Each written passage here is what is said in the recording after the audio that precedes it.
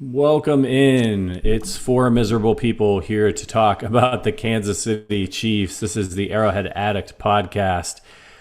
All right. Didn't see that one coming. Thought the Chiefs were going to win against the Chargers. They did not win. So let's just get everybody's initial reaction before we dive in. I'm Patrick Allen. Thank you for joining us. We're streaming all over the damn place. We're on Twitter. We're on a bunch of platforms that the kids use that I don't know about. We're on YouTube, of course. If you're on our YouTube channel, make sure you're subscribed. A lot of you subscribed this week. It was absolutely awesome of you. But we need more. We're closing in on 1,000 subscriptions. We need your support, especially since we're all super, super depressed. I'm going to go around the horn. So let's start with Sterling Holmes. Sterling, initial reactions to the Chiefs being 1-2 and in the basement of the AFC West. I have found the bottom of the bottle of whiskey that was in my basement. It's very depressing. This is just not a fun loss, especially because you can't just blame the defense. Last week it was just so easy to say, all right, they couldn't stop the run. That was the one issue they need to get fixed. They'll be okay. Well, the offense wasn't great. Patrick wasn't great. You have a lot of drops on offense. Defense, while improved, wasn't nothing to write home about. Dan Sorensen still out there getting all of the snaps. Juan Thornhill is nowhere to be seen. Nick Bolton was once again the best linebacker, struggled in pass coverage. Chris Jones was, for the most part, a non-factor. And then Andy Reid, obviously, what happened post-game, being sick and going to the hospital, all around was a very sad, depressing loss. Yeah, that's right. My bad on that. I meant to lead with Big Red. Andy Reid, if you weren't paying attention or you didn't see, wasn't feeling well after the game, was able to address the team, was in good spirits, but was taken via ambulance to the hospital. Sounds like from some of the reports on Twitter, it was precautionary, but we haven't heard anything since. So we hope that he's doing well, and we're certainly thinking about Andy. And from there, I might as well kick it to our NFL insider, Matt Verderame. Matt, have you heard anything on Andy? And then your initial thoughts on the game. I haven't, no. So I would say to just keep waiting for any kind of official news to come out. But it does sound from all accounts that it was precautionary. So that's great news. As far as the game, look, I mean, I think that game's really easy to break down. I mean, if they don't turn the ball over like they're going out of style, they win the game. I mean, that's pretty much it, right? Like, I mean, you turn the ball over 4 times, 3 times in the first half, twice in the red zone. Another time, I think they turned it over like the 30, or maybe it was a 35. They were in range for points. That's the game. Now, there's more to it than that, right? Their defense gave up 4 touchdowns and 5 red zone trips, and it would have been 5 for 5 if the Chargers could stop illegally shifting, right? I mean, Kansas City's defense in the red zone is so bad. I almost think if you're Spags at this point, you just do whatever it is the opposite of what you were going to do. Like, really, like, I almost would try that for a game and just see like how that plays out. They can't be any worse. The other side of this, they can't get a pass rush. I don't care that Frank Clark's not there. Like, all anybody talked about this offseason was, man, they are loaded up front. They've got all this depth up front. They can't do anything. They don't touch guys. There was one play. In fact, it was the play. It was first half of the game. Herbert rolled out. He had all day, like literally stood in the pocket for like 7 or 8 seconds. Rolls out, throws, and Sorensen actually made a nice play to break up what would have been a touchdown on a deep ball. To me, those are the issues. Like, we can get into all the other stuff. We can talk about the run defense, although it was better today. We can talk about the linebackers and coverage. We could talk about the offense and how they missed on some opportunities. That's all fine. I do not worry about any of this stuff other than 2 things. They have to get off the field inside the 20-yard line. Have to at some point in time here. And they got to get a pass rush. If they do those 2 things, they'll be just fine. If they don't, they will not go back to the Super Bowl, because those things are so glaring at this point that it's going to submarine you against good teams. Very succinct as usual for Matt Verderame. Matt Connor. Also, this is the first time the 4 of us have been on a podcast since we introduced Matt and Sterling to the show. So very exciting to be doing it live. Matt Connor, the editor of Arrowhead Addict, keeps that machine rolling, keeps you guys informed on a day-to-day basis on everything in Chiefs land. He gets to join us tonight because he's not furiously writing articles because of the early kick. Matt, Your initial reaction to the game? Yeah, I think I feel like everyone else does, a little sad. I will say this. I agree with everything you guys are saying in that the Chiefs are beating themselves. At some point, however, I start to worry. And I don't think this is the point to worry. The NFL season's long. We have a 17 games, but at some point, you gotta stop being able to say, well, if it wasn't for that one miscue, if it wasn't for that one penalty, if we didn't have that, like these guys out for the game, if we weren't beating ourselves up, then like you got to be able to overcome that. And so far, these Chiefs could be 3-0, but they could be 0-3. And my worry is that if this turns into the Eagles game too, and then the Bills game, and we're looking at 2-3, we're looking at 1-4 or something. The Titans loom after that, etc. I'm not panicking at all about the Chiefs, but I'm saying at some point right now we're blanketing the Chiefs with excuses because of their past, and we should be. But this is also a team that a lot of new personnel. It is a new season. Teams are changing the way they play the Chiefs. And so 2 consecutive trips to the Super Bowl doesn't necessarily mean they're going to take the AFC again unless they can take care of these issues. The good news is they're close to being 3-0 with massive problems to take care of. So, there's a sunny side up to all this, but at some point, I, as a Chiefs fan, I'm getting a little tired of going, if it wasn't for that thing, this, that, or the other, I'm just ready for some execution or someone to deliver through on those, or even because of those problems. Yeah, I agree. Look, my take on this game is I feel not nearly as annoyed, and I should probably, but I'm not nearly as annoyed as I was last week. And I think it goes to Matt Verderame's point of, I was watching a game and I was like, oh, well, they're better. Like they're the better team. They're just having a comedy of errors to start the game. And when you do that, when you turn the ball over that many times, they were going up and down the field. They were gonna score on the pass to Kemp where he bobbled it. I mean, there was nobody. He might have scored right there when he turned around or gotten down to the 1 yard line. I think it's just one of those things where, look, we saw this last year with this team where they would start slow or they wouldn't execute, and they pulled out a bunch of games that they easily could have lost if things didn't go their way. But they've got Mahomes and they've got Tyreek Hill and they've got Travis Kelce, and so more often than not, they won. And it's like baseball in one-run ball games or baseball in extra innings, right? It's just, yeah, you might have a streak where you do great and you win, 10 of your 14 one-run games or something like that.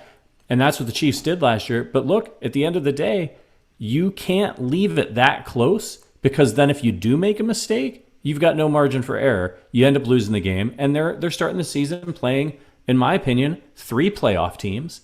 And they had the ball with a chance to win at the end of their last 2 losses at the end of the game. It just didn't work out. They have to execute, or they're going to get snake bit by good teams. Verderame, I can tell you got something on deck. Yeah, I'll commit the blasphemy for this fan base. Mahomes also has to be better. Now, it's not his fault they're losing these games. Like, their defense is a tire fire in the red zone. That's why they're losing these games. If their defense was even somewhat respectable inside its own 20-yard line, they might as well just grab everybody by the hand and go skip it into the end zone. I've never seen a defense in my life in the red zone. They don't even get up to third down. It's just like, oh, look at that. It's a touchdown. Hopefully the offense can bail us out. But Mahomes, look, the last pick of the game, you can't make that throw, man. Like, you can't get picked at midfield there. I'm sorry. I get it's desperation. You got to complete a pass. But, like, you're losing 20, 25 yards of field position with that throw. That throw was awful. It wasn't even near Kelce. And the first one to Kemp, well, Kemp's got to catch that ball. Let's get that out of the way right now. Okay, Marcus Kemp's an NFL receiver. He's got to catch that ball. That being said, why is that a no-look throw? What reason is there for that? And I get we all love this shit, right, with Mahomes, because it's exciting and it's different and it's fun. There's no reason. He's wide open. Just look at him and throw it to him. Like, that's the stuff I do think with the Chiefs sometimes. And that plays just symbolic of this. They're so talented, especially offensively, that they freelance a little bit There's a little lack of focus. Like, for an example, okay, now he's done this his whole career. Demarcus Robinson earlier in the game caught a 15-yard pass and literally ran 6 yards backwards. Like, where are you going? What are you doing? Right? Like, this is a man who's been in the league for 6 years and he does this crap. Why are you doing it? And I feel like sometimes there needs to be more accountability, right? Like, we don't know how Andy's feeling health-wise, but if this is a week where Eric Bieniemy maybe he's got to take a little more of the load, I hope he chews their ass a little bit this week. Like, enough of this crap. Enough with the turnovers. Enough with Mahomes and his no-look nonsense. If you're trying to look a guy off, that's one thing. The guy Kemp was wide open. So I do think at times here, this is becoming a little bit of an issue. Now, I don't want to, the biggest issue is that defense to me on pass rush situations and in the red zone. But offensively, let's be real. If they don't turn the ball over in this game, how many points do they win by? 14? Yeah. They blow them out. This game's not even a game. And by the way, that's the positive side of this. As I believe it was you, Patrick, mentioned, they've played 3 playoff teams to this point. If they don't play like utter crap in the last 2 games, they're 3-0. Easily 3-0, right? But that's the problem. They have played like crap, and they're 1-2. And this is a must-win in Philly. You cannot lose to this team. I'm sorry. Like, you have to win this game. If they lose this game, I mean, you're looking at a major hole in the division. The Raiders are 3-0, Denver's 3-0, and the Chargers already beat you in your building, and they're 2-1. You have to beat Philly. And you've lost to the Baltimore Ravens, who look like they're going to be a little bit better than people thought they might be with all the injuries that they've had. So let's start getting into some of the specifics of this game. Thank you, everybody, there's a ton of you guys in the chat. Keep the questions coming. We're gonna hit some of these topics. So if you have questions on those topics, that's the time to fire. And so the first thing that we're going to talk about are the turnovers and the Mahomes miscues in a little bit more detail. So obviously at the beginning of the game, I didn't start to panic because I was like, well, they can't keep turning the ball over every play, but they tried on every series. Sterling Holmes, what do you make of this? And they've turned the ball over a lot now in the last 2 games. Is this just like one of those things where if this happened in the middle of the season, we'd be like, oh, it's just like a little bit of a lull? Or do you think that this is an issue or that teams are really trying to get the ball out of the Chiefs' hands because they know they can't stop them? Both. I mean, let's be real here. Remember the Detroit Lions game? Was it 2 years ago? Teams have been doing this against the Chiefs because they know this is their best way to stop them. Mahomes' offense, when they roll, they're going to get yards. They're going to move the chains. The best way to stop them is trying to punch the ball out. We've seen it time and time again. I have no idea how the players don't see it coming. This is what they do. Clyde, you just lost a game last week. Not going to two hands. You're going to get knocked out again. Where's Jerick McKinnon? Come on. I want McKinnon this season, but there needs to be accountability. You guys have said it perfectly. Verderame, I think, broke down, especially the second Mahomes interception perfectly. The first Mahomes interception, I liken it to Duke playing a D2 school. You know you're going to win at the end. So the first half, you take it easy. You try some things you wouldn't typically try against top-end opponents. Mahomes, like you said, why are you doing that? You don't need to do it. You're trying to make a highlight reel throw. You're trying to make it on Twitter. I don't know what you're trying to do. You don't need to do that. Make the throw. That's kind of my main thought. I'm still irritated with Clyde. I'm ready for Jerick McKinnon season. That's where I stand. Yeah, and when you do those things right, you're giving these teams that haven't been able to beat you or beat you consistently hope, right? They're like, we could beat these guys. We can hang with these guys. We can play with these guys. And that's the last thing you want to do. When you're a team as powerful offensively as the Chiefs, you want to come out and smack them in the mouth and be like, yep, you're in for a long day defense. We're the best offense in the NFL. We're going to be going up and down on the field on you all day, so strap in. And instead, you hand them gifts, and they're like, we can stop these guys. And you can't. You can't stop them unless they just cough up the football. And Matt Connor, it wasn't a good day for Patrick Mahomes. People are going to be talking about turnovers and the defense. He was 27 of 44 for 260 yards, 5.9 yards average, and the 2 picks, and the Marcus Kemp one, he still should have caught it. But is this, I'm sure you're hearing it over at Arrowhead Addict from the trolls. Oh, Mahomes is overrated. He's getting exposed. But what do you make of this bad day from Patrick Mahomes against a kind of a banged up Los Angeles defense? Yeah, what's really funny, the worst comment I saw was that he was like some sort of offensive version of Frank Clark, who's not worth the big contract that he signed, or whatever. It's like, hey, at least some creativity in that criticism there. I mean, Matt already brought up the points of throwing behind Kemp. He threw behind Travis Kelce on another memorable throw. There was the errant throw at the very end that everyone was going, where's that even going? What's going on here? It's the kind of late game decision that we remember from Phillip Rivers, except this time, we're the one employing the Rivers at that time. Some people are going to say now I'm comparing Mahomes to Rivers. That's certainly not the case, but I mean, Mahomes is the very reason why we have a chance. But I think that maybe what we've been talking about in a positive way is the continuity in leadership for this Chiefs team, right? That we kept Bieniemy, that we kept Kafka, that the only real turnover on the whole coaching staff was McCullough going back to Indiana University to work at his alma mater, and the front office too. The front office had a couple guys who could have went somewhere else, Ryan Poles, etc., and they didn't.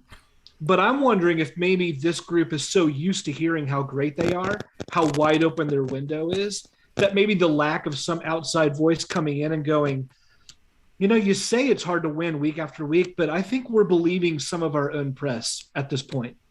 And so to Matt's point earlier, doing like the no-look thing when it's not needed, etc., it just makes me wonder, like it almost makes me wish that there was just a newer voice. And I don't mean coaching turnover. I'm not calling for heads to roll, anything like that.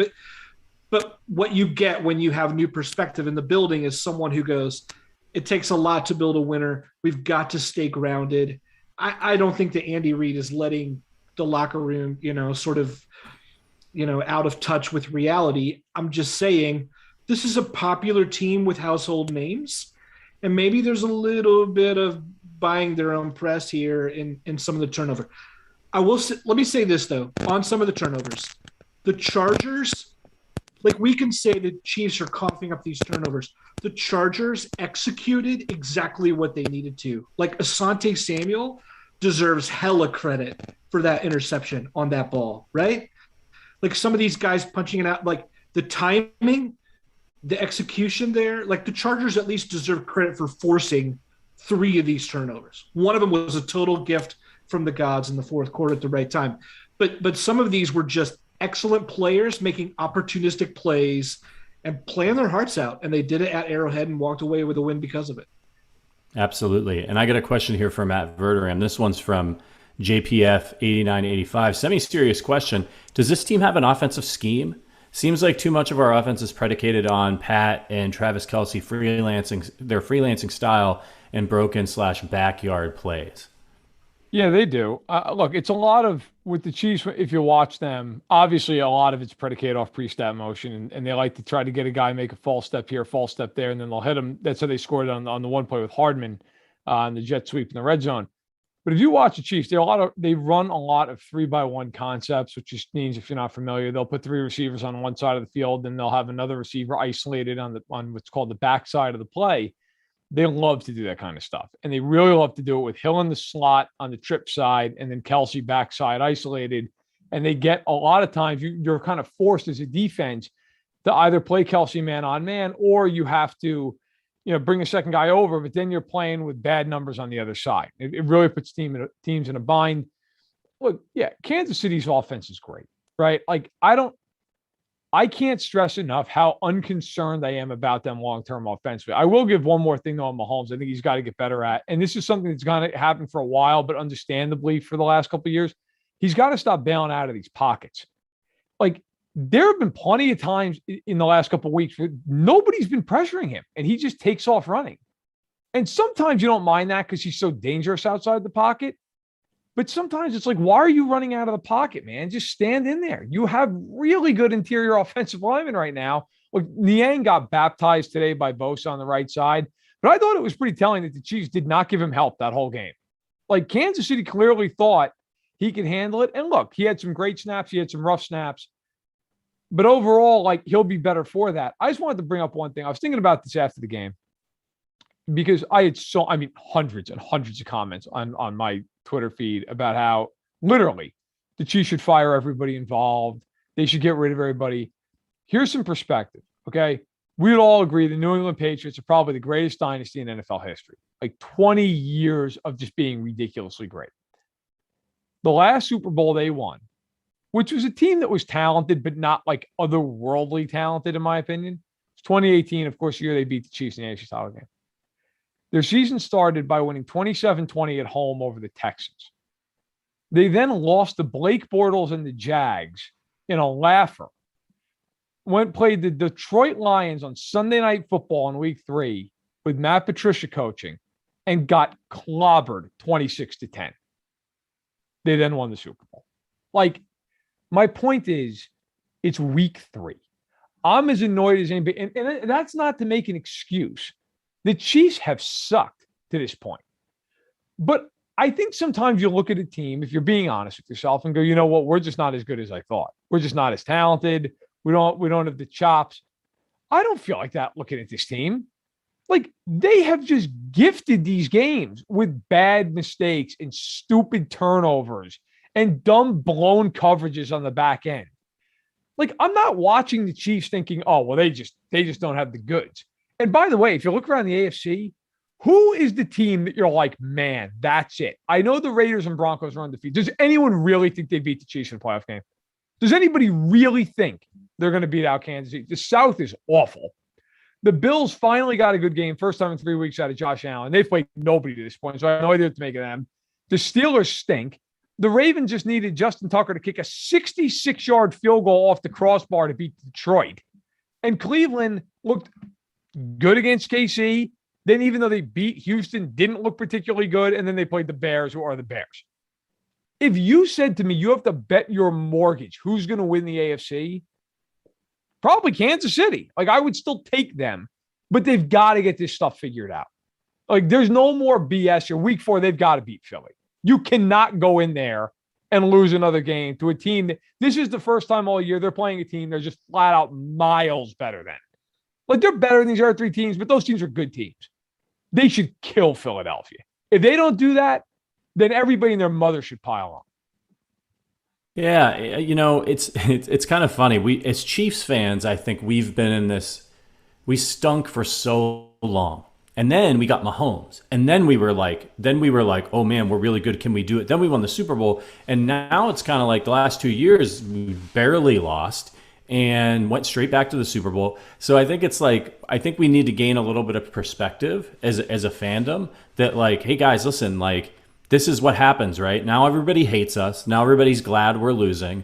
Now all the other teams, you know, the Ravens and the Chargers, this is their Super Bowl. They beat Mahomes. They beat the Chiefs. Just like whenever we'd beat New England or we'd get a win against Pittsburgh or one of those teams every once in a while, we were like, yeah, man, we finally beat those guys, and it was super satisfying. But then at the end of the year, it was always New England. It was always Pittsburgh winning playoff games while the Chiefs were taking a first-round exit if they made the playoffs at all. And I think we're reaching that now where this is winning consistently, and the NFL is hard, even when you have a great roster and you have a transcendent quarterback like Patrick Mahomes, and teams are giving you their best shot. They're throwing the kitchen sink at these guys every week, trying to figure out ways to beat them, and they have to adjust. That's part of the NFL, is making adjustments to what other teams are doing to you.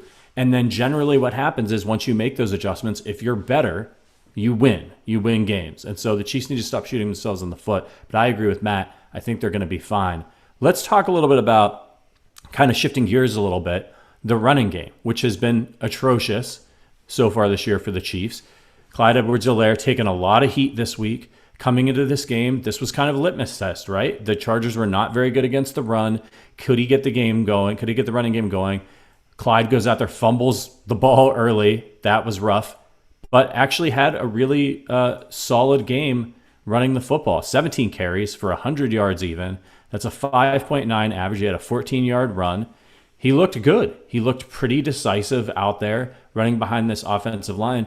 And going up against a team in the Chargers that was kind of tough defensively. They're getting a little bit of pressure. They were dropping a lot of guys back in coverage, and the Chiefs were able to hand the ball off multiple times in a row, which you almost never see, and move the ball against the Chargers and pick up some short yardage situations. Sterling Holmes, are you happy with what you saw out of Clyde? Is this a good sign for the Chiefs moving forward that they can run the ball when they need to?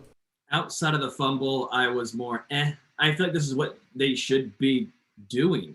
To be honest with you, when you have Mahomes, boxes and stacked, they're basically daring you to run. They're daring the Chiefs to run. This is what Clyde should do. If you're drafting the first round as a running back, this should be the minimum, right? This is just me. He doesn't look extremely explosive. He goes down a little too easily. He had a solid game, 100 yards on 17 carries. Nice. I want to see some more consistency. This should be a good building block game for Clyde. I'm not ready to say, all right, yeah, Clyde, he's the guy. Give him the keys to the car. Give him the keys. He's the guy I want to have 20-plus carries a game. Good start. Fumble, still an issue. Yeah, the Chiefs as a team, now this is because of a few Mahomes scrambles as well. They ran the ball 30 times for 186 yards. Darrell Williams got 7 carries for 28 yards. He averaged 4 yards per carry, a couple good runs from McCole and Tyreek Hill. Matt Verderame, what's your take on this? Because I feel like they need to be doing this all the time. Teams just need to know that the Chiefs are going to run the ball and eat the clock if they're going to drop everybody back in coverage. But I mean, they ran the ball well. They ran for over 6 yards a clip, right? It's hard to complain about that. I don't really care though. Like, to me, I know it's horrible, maybe podcast or TV analysis in the sense it's boring, but I just think it's accurate. Like, it's all this crap. Like, it's just about turnovers and beating yourself. Like, they ran the ball great.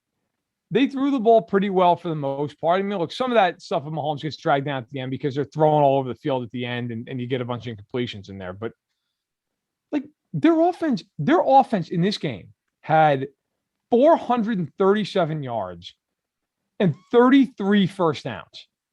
Like, you do that almost any other game. You score 38 points, you win going away. Like, the game was lost in the first quarter. And the game, by the way, and we haven't touched on this, I'm sure it's driving some Chiefs fans nuts. The game was also lost on 4th and 9 when the Chiefs could have gotten off the field and just couldn't be bothered to do it. And I know there's all this like, well, is it pass interference? I don't know. We never really got a good look at it. I don't know if it was a good call or not. They called it on Sorenson, but I think they meant to call it on Baker, I think. I don't know if it was a good call or not. But you know what? That's 4th and 9. And by the way, it's pretty damn telling that the Chargers were like, we're not going to kick the field goal. We're going to go for it on 4th and 9 because your defense stinks. And we're just going to pick it up anyway. And they did. And so like, I don't know bad call or not, but I think at some point defensively, what would have been great in that spot? An ounce of pressure. That would have been great. Like, Chris Jones is getting paid a fortune. Can he win a one-on-one matchup? Can he split a double? Jarron Reed. Did Jarron Reed pass away like these 3 weeks? Like, is he alive? Has anyone seen Jarron Reed ever? I like Derek Nottie a lot, and he's not a pass rusher. Has Derek Nottie made one play in 3 weeks? I mean, at some point, like, you have to make a play, man. Like, you've got to beat a guy off the block. And so to me, look, the running game was fine, not an issue. They run like that. That's great. But to me, this is all window dressing. If I'm the coaching staff this week, I'm screaming at them, ball security. And by the way, at Mahomes too, ball security. Take what's in front of you. Don't be a hero. Be smart. And defensively, my God, I'm just screaming at them in general. But in the red zone, make a stop. Get off the field. Turn 7s into 3s. And the front 4 in particular, win a battle. Get off your block. Do something. Because to me, if they clean up those areas, especially the 2 defensive ones, even to just a moderate degree, they will literally not lose another game. They are so explosive that if they limit themselves to a turnover a game and the defense being just decent in the red zone and just an average pass rush, forget it. They're not going to lose. But the problem has been they've been non-existent in those areas. I wanted to. I do have some good news for everybody as we're talking about the misery that is a 1-2 start of the season. Our guy, I'm sure most of you who follow, anything Chiefs news, Chiefs analysis out there know that our guy Joshua Briscoe had a really scary health scare this week, and it was very public. So I'm not telling you anything behind the scenes, but he just tweeted 15 minutes ago. He's home and he's resting, and he's feeling much better. That's fucking awesome. Josh, we're so glad that you're okay and that you're doing well. And I know you felt the love from the Chiefs Kingdom, but it's good to know that you'll be back soon, helping us figure out what the hell is wrong with this team and how to fix it. So just wanted to mention that because I just saw that tweet. All right, let's keep it moving here.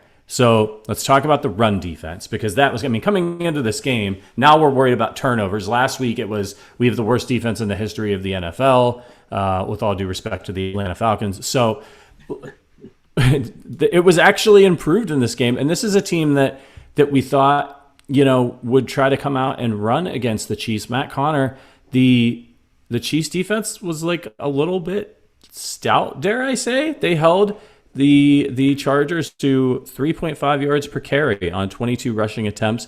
Austin Eckler got 11 totes for 55 yards. So he averaged 5 yards a carry. So maybe that's not so great. But the rest of the team didn't fare too well. Did you see some improvement there, or was it just a game flow thing that the Chiefs didn't get run all over? Sure. The first quarter looked solid. Look, anytime this defense is getting a 3 and out after the first 2 games is going to be cause for celebration, right? Like, I'm clinking glasses after the second 3 and out. And, it was great. Even after those turnovers, I couldn't believe it was scoreless after 1. That was crazy. But at the same time, the Chargers, it's not like they have Derrick Henry, like Eckler, they've got like the Sproles kind of guy, they've got Mike Williams, they've got Keenan Allen, and every one of those guys did what everyone thought that any one of those guys could do. Mike Williams got his, Keenan Allen got his, Eckler got his, like Justin Herbert's putting up MVP numbers, just answering the Chiefs drive for drive. I was glad to see some improvement for sure. But it's what Matt was saying earlier. It's like, where is any semblance of pressure? The Reed signing, to me, it's just confounding. In the preseason, we were talking about the leap from Turk Wharton. Where's that? We were talking about the leap from Mike Dana, how he looked better. We were talking about, we were looking so deep that we're like letting Tim Ward go, and Okafor is there in some sort of way. Like, there are multiple defenders who look like a shell of themselves. Like, multiple people have hit the wall this year where everyone's talking about like, oh, Belichick gets rid of guys a year early. We've got multiple guys who look like a year late. And that's really frustrating to me to watch. I'm glad we got a few 3 and outs, sure. But anyone in that locker room who looks at this and says, okay, yeah, we've started to solve our issues. I just hope that's not any message being conveyed right now. I hope everyone is feeling a real sense of desperation to put something together. Yeah. Look, the Chiefs were playing a lot more downhill. They did actually have 5 tackles for a loss, 1 from Hitch, 1 from Dana. Chris Jones got 1. But let's talk about Chris Jones, Matt Verderame. This all we keep seeing, and multiple of you have asked in the chat, can we put Chris Jones back at defensive tackle? Matt Verderame, is that the cure here, or who the hell's playing end? Right. Then who's playing end for this team? You? Because you might be able to log some snaps right now. Who's playing? Yeah. I don't know if I've got the strength Frank and Clark's leverage. got hamstring issues, and that's plural at this point on both hamstrings. Alex Okafor looks like me playing defensive end currently. Mike Dana, actually, I thought he was the one guy today. He had a sack, a couple of pressure. Like, he actually looked like he bothered to show up. The rest of this group, where are any of them? Joshua Kindo, 4th-round pick, hood ornament, which, listen, 4th-round pick is a rookie. I'm not crushing Joshua Kindo, but I'm saying, like, right now, he's not doing anything. I don't think that's the answer. Like I get it. I agree with Matt Conner in a lot of ways. And that is one thing if you want to be a little nervous. It's like you look at them right now and I'm just defensively and you wonder, is this kind of like 2017 all over again defensively, where the wheels just came off and there was no putting Humpty Dumpty back together. Clark's banged up again. You could basically write it in pen at this point. This is the last year he's playing in Kansas City. You've got Hitchens, who, I don't know, like, are you picking him back up for next year? Not based off these 3 games, you're not, right? Tyrann Mathieu's been very good. I don't have any problem with Tyrann Mathieu. I only bring his name up in this conversation because he is a free agent after this year, and I don't know what's going to happen there. I was sure they were going to sign him. Everything I understand is how much they value him, but here he is. He's not signed. Daniel Sorenson, who is a really polarizing guy in Kansas City, like, he looks like he can't run. I mean, he just looks like he's in mud. And again, another week, where is Juan Thornhill? Another guy, like, he belongs on a milk carton at this point. Like, where the hell is Juan Thornhill? They just don't play him. I don't understand it. Like, the guy is incredibly athletic, but he doesn't play. And then you start looking at other guys. I mean, whether it be an Okafor, like I mentioned earlier. I mean, God, Ben Neiman, we don't even have to get into it. Don't even have to go there. But, like, we all know that situation. I kind of wonder if this is one of these things where, like, the wheels are just off the team at this point defensively. And it's just going to have to be, they're going to have to score 35. I'm not ready to go there yet. It's so early in the year. They've played really good teams. And I will say, I thought they were better defensively today. I'm not saying good. 30 points is 30 points, but better. Like, it felt like they at least had an answer for some things, whereas the first 2 weeks they didn't. Now you go play the Eagles. You play a team that has some weapons, but let's be real. They are not any of the 3 teams you just played. Like, this is a game I want to see. Can the defense hold them under 20 points? Can the defense show up and really, I'm not saying hold them to a touchdown. Can you hold them to 20 or under? I want to see it. I do think they made some strides this week, but again, pass defense is terrible, or pass rush is terrible. And the red zone defense is just an abomination. It's so bad. Like, guys, we can all agree on this. If that defense holds teams to a 3 every other time they're in the red zone, they will never lose a football game. Like, everybody's so jacked up about their run defense. Who cares? It doesn't matter. If they get off the field in the red zone, they will literally never lose. But they can't get off the field in the red zone. So I think that's got to be number 1, 2, 3, 4, and 5 points of emphasis for that defense. And the Chiefs punted once today. So obviously, other than the turnovers, right? But all of those turnovers they should have been scoring points, either field goals or touchdowns. So you're right. And they're getting Willie Gay back, which is going to be important next week because they're playing a mobile quarterback and Jalen Hurts. That's somebody who can get out there and pick up first downs. The Chiefs don't want that. We had another question I want to get to from our guy Cheeto Freak. Teams seem to be figuring out the Chiefs offensively and that we're having more problems moving the ball at will. Perhaps time to change our approach. I don't know if I agree with that. Matt Conner, what's your take on that? Yeah, I mean, I don't know that I agree with that. I feel like our offense is just fine. I mean, if people are, playing us deeper and we're having to take what's underneath, that's just what we're doing. I'm fine with that. I'm fine with methodical drives versus one play drives. I don't care how we score. We score. No one's stopping us from scoring. I want to take it back. I don't mean to drive the ship here, but let me step at the wheel because here's what. If you're looking at a 17-game season, we're talking about some of the defensive guys looking like a shell of their former self. What would it hurt to throw Josh Kando at defensive end rather than Okafor? To throw Thornhill in over Sorensen, to throw, Gay and Bolton in full time, and Darius Harris in over Ben Neiman. Like what would it hurt if you lose some fundamentals, if you gain some athleticism, if you've got guys who are already like they're a known floor and it's a low floor and the ceiling's not there, like what does it hurt to let some of these guys play and learn on the job when the defense is already playing as bad as it is? I guess I'm just curious what you guys think about, hey, let's throw out some projects and let them learn if the known quantities that we have aren't getting the job done. That's a good point. Yeah. I agree wholeheartedly, man. I don't get it. And, you look at, like, I don't want to just use him as a punching bag here, but Ben Niemann, I think, is the worst player that plays significant snaps on the Chiefs. God bless him, tries. He's not that talented.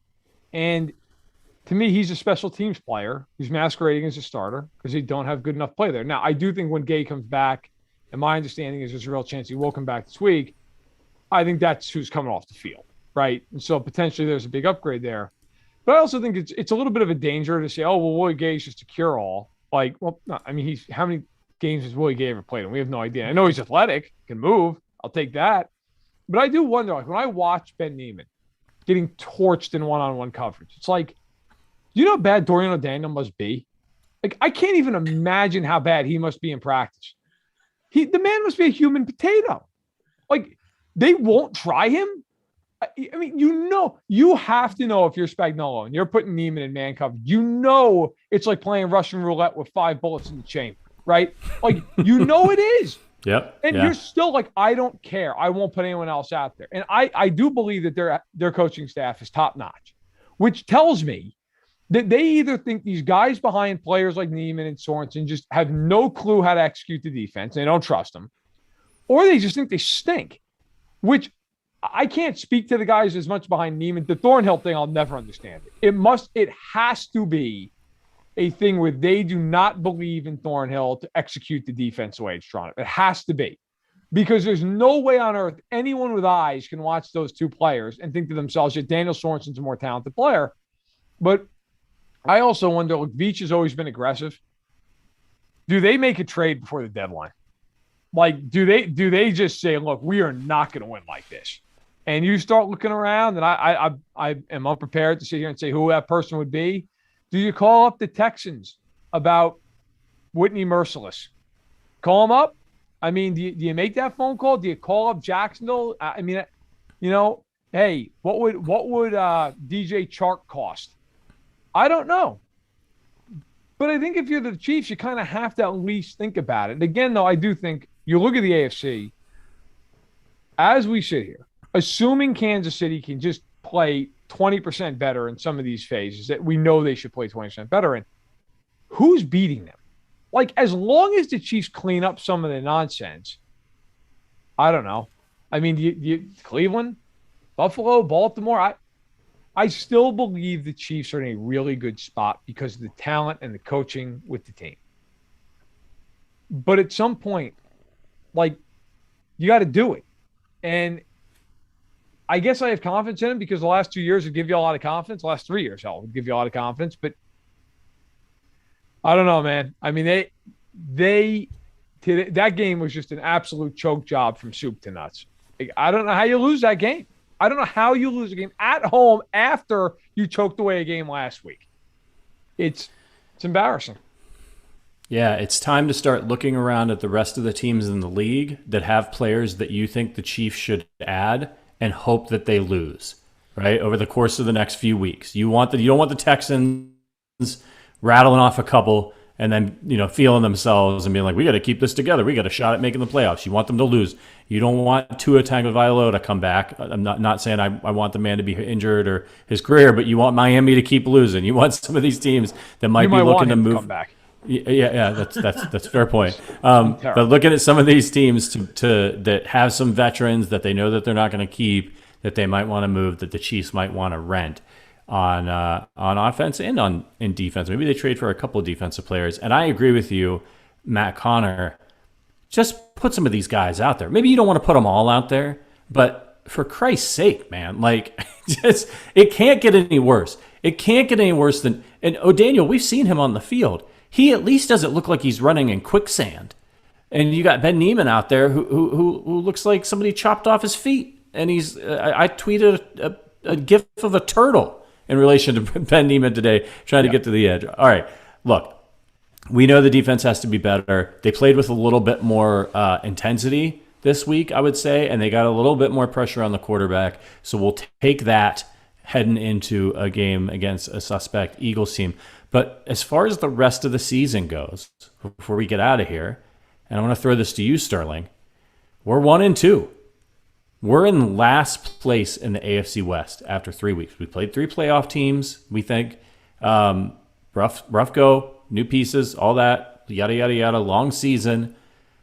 How does this change the Chiefs season for you? Because I think we all talked about how if they came out and won 3 of their first 4, or, they had a real chance to take control of the AFC and the number 1 seed. And now forget about all that. Like just try to get back to 500. How do you think this impacts the way this team plays for the rest of the season? It's over. Pack it in. Don't even play the games.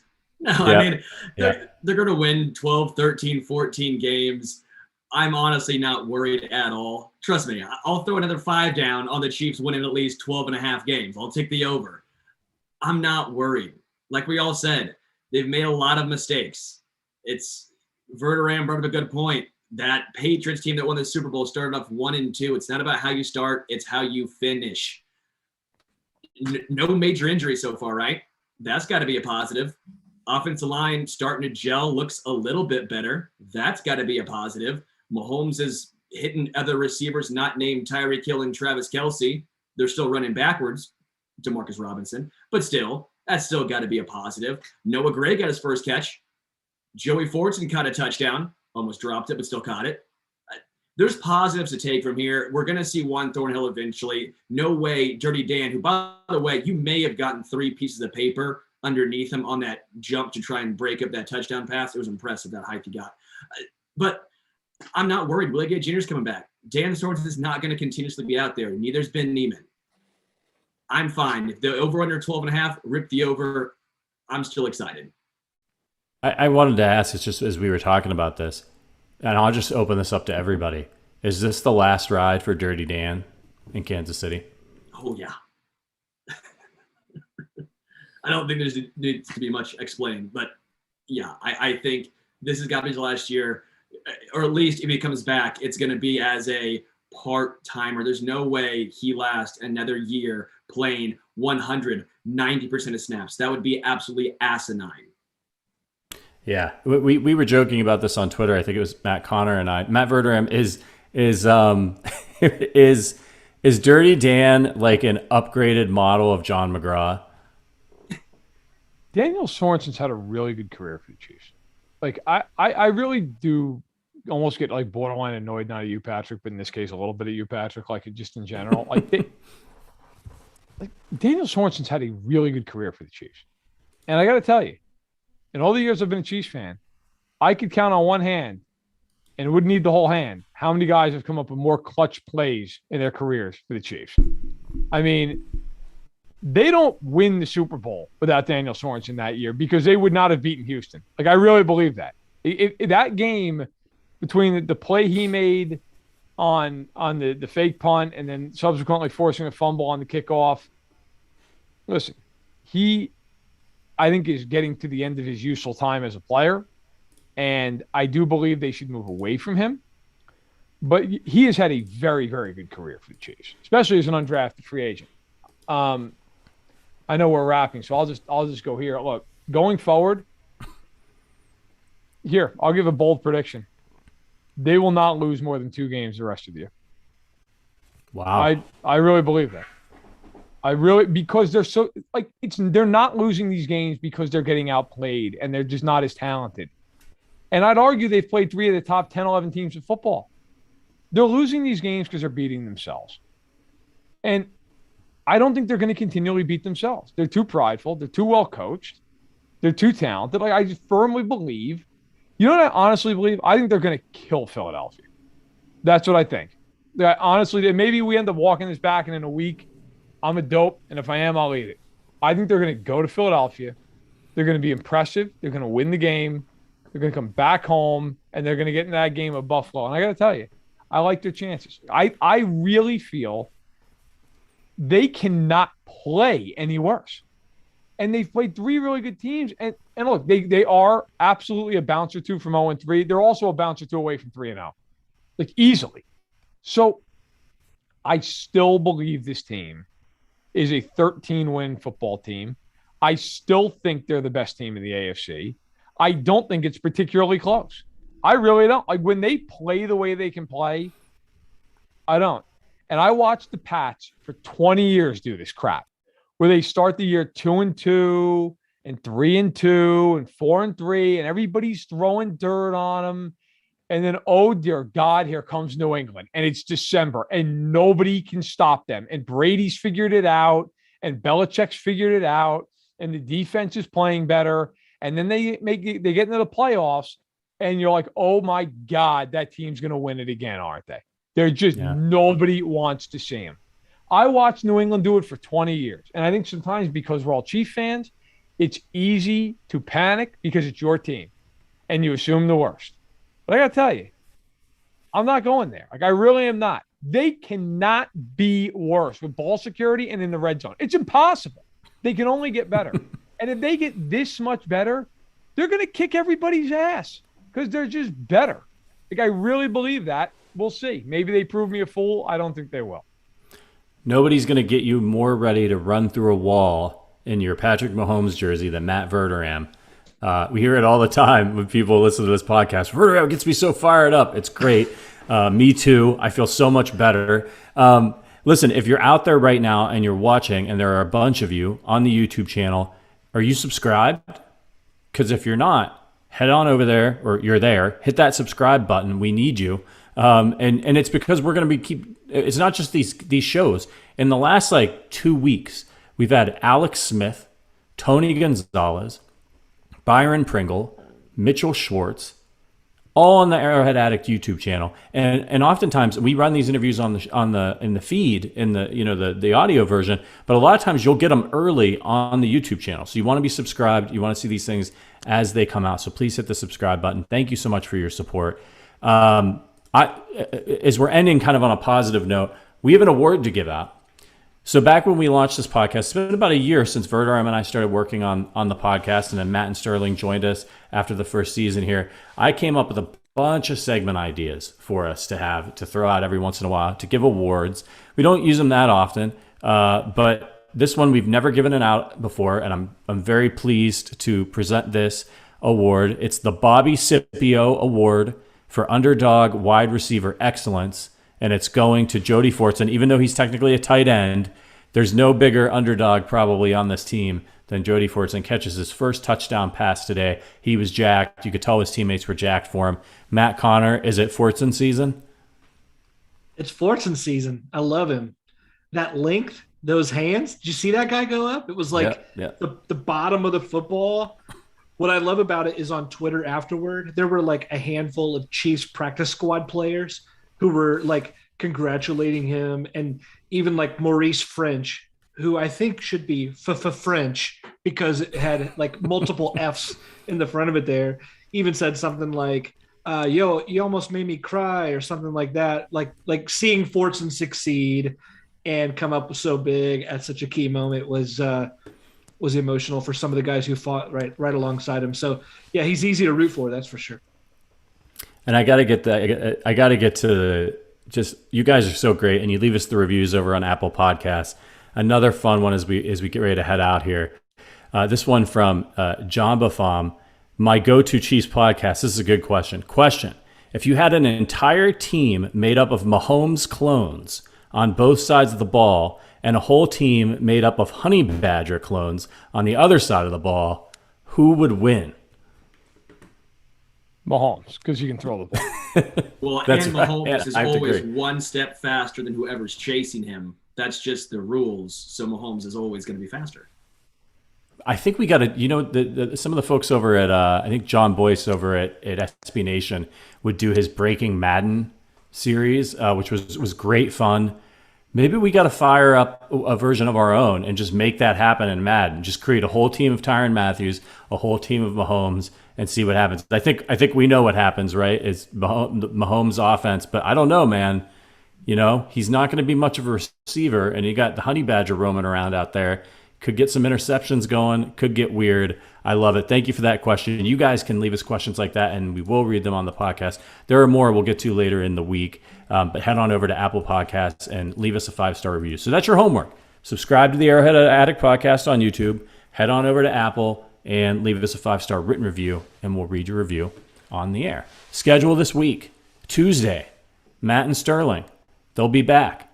They'll put a bow on this one. They'll start talking about next week's game against Philly. Thursday, Verderame and I will be there. We'll have our preview for the Philly game. And then, of course, we'll all be back here, or some of us will be back here on Sunday for the Chiefs and the Eagles. Any final thoughts before we head out, Sterling, Matt? Calm down. Chiefs are fine. Don't panic. RELAX. The famous Aaron Rodgers quote. Matt Connor, any words of peace to leave these guys with? No, I mean, I think everyone's right.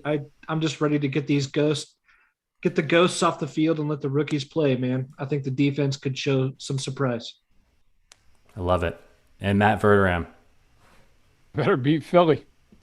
I think they're fine. You're damn right. Yeah. You better beat Philly, or it's going to be a nuclear reaction on Sunday, and rightfully so. Like you better beat Philadelphia, and not in one of these games that's a crap show either. Like win the game, walk away feeling good about yourselves. If they do, I think they're fine. I really do. But they better beat Philly. If the Chiefs beat the Eagles, it'll be Andy Reid's 100th win as the Chiefs head coach.